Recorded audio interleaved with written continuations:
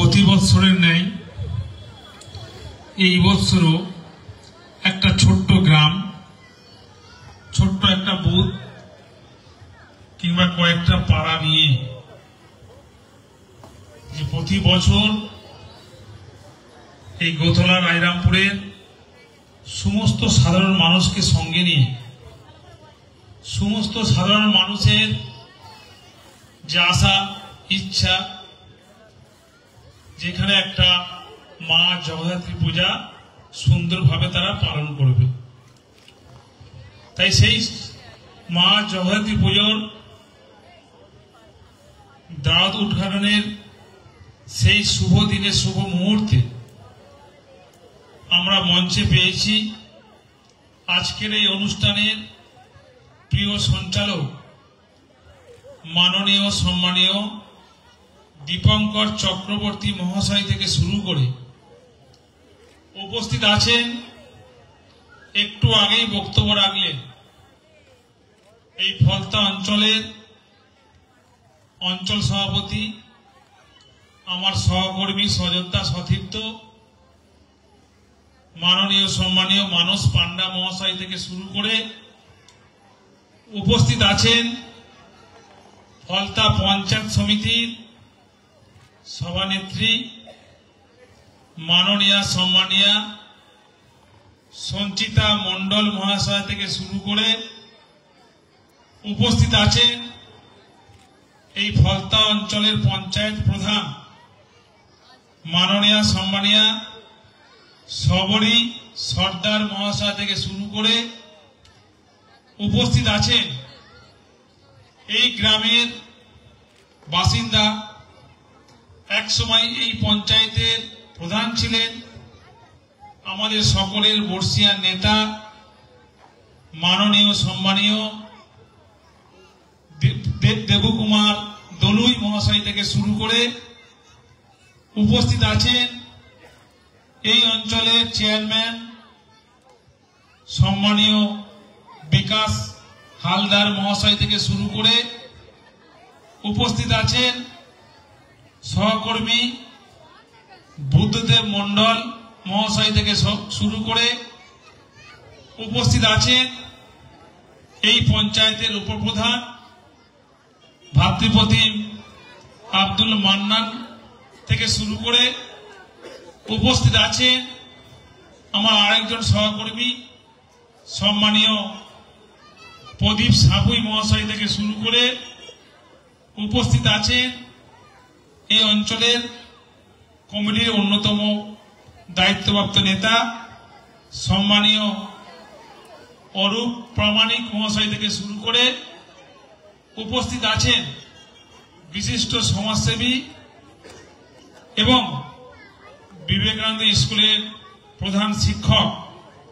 সম্মানীয় অলোক আচার্য মহাশয় থেকে শুরু করে উপস্থিত আছেন গ্রাম সদস্যা সুজাতা পাত্র মহাশয় থেকে শুরু করে বুথ সভাপতি প্রদীপ পান্ডা মহাশয় থেকে শুরু করে জয়দেব সর্দার মহাশয় থেকে শুরু করে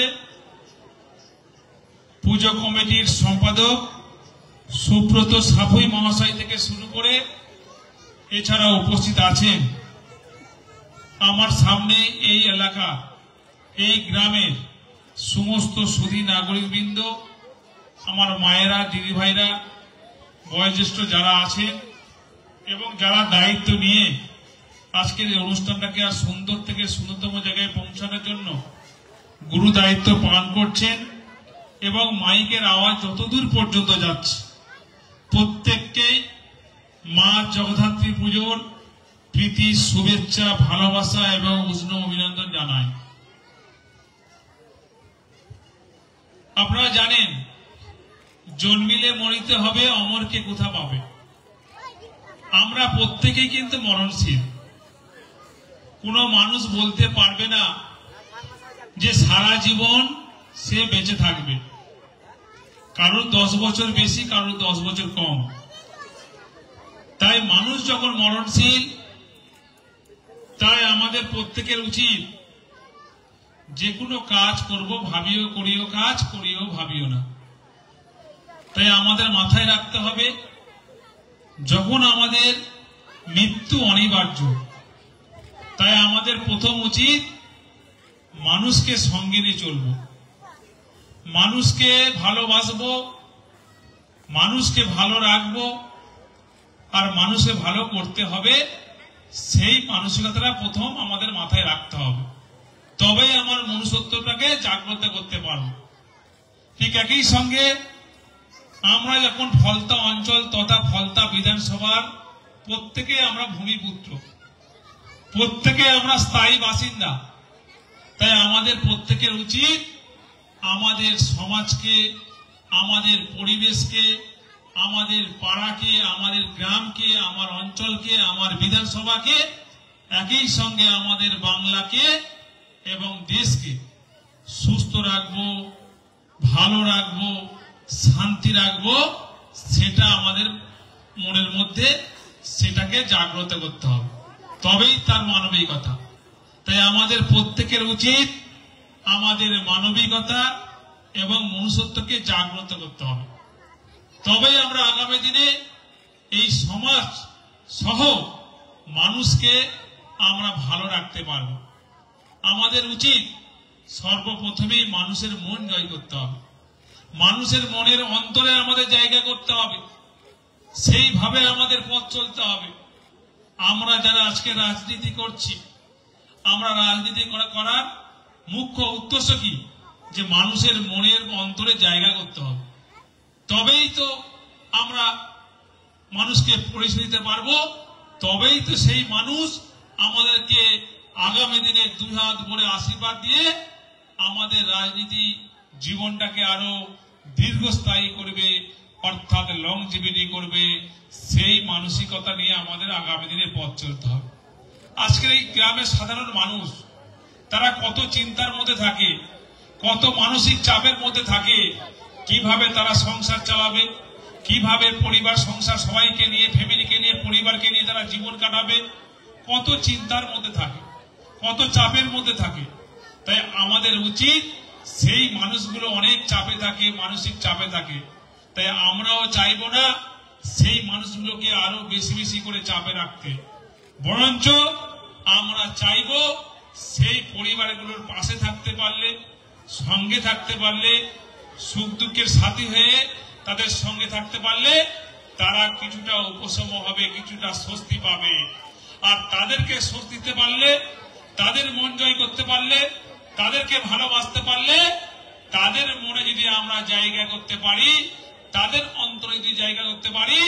তারা আমাদেরকে যেভাবে দুহাত ভরে আশীর্বাদ দেবে, সেই আশীর্বাদ নিয়ে আগামী দিনে আমরা রাজনৈতিক নেতা এবং যারা জনপ্রতিনিধি আছে, আগামী দিনে আমরা আরো বেশি বেশি দিনে আমরা রাজনীতি করতে পারবো, এবং রাজনীতি করতে পারলে সাধারণ মানুষকে আমরা সুস্থ পরিষেবা দিতে পারবো, সাধারণ মানুষের বিপদে পাশে থাকতে পারবো। তাই বৃষ্টি এসছে, আমি বক্তব্য দেখাতে করবো না। আপনারা ভালো থাকবেন, সুস্থ থাকবেন, এবং এই মা জগদ্ধাত্রী পুজোর আরো একবার আন্তরিক শুভেচ্ছা, ভালোবাসা, উষ্ণ অভিনন্দন জানিয়ে আমি আমার ক্ষুদ্র বক্তব্য এখানে শেষ করলাম। জয় হিন্দ, জয় বাংলা, ধন্যবাদ, নমস্কার।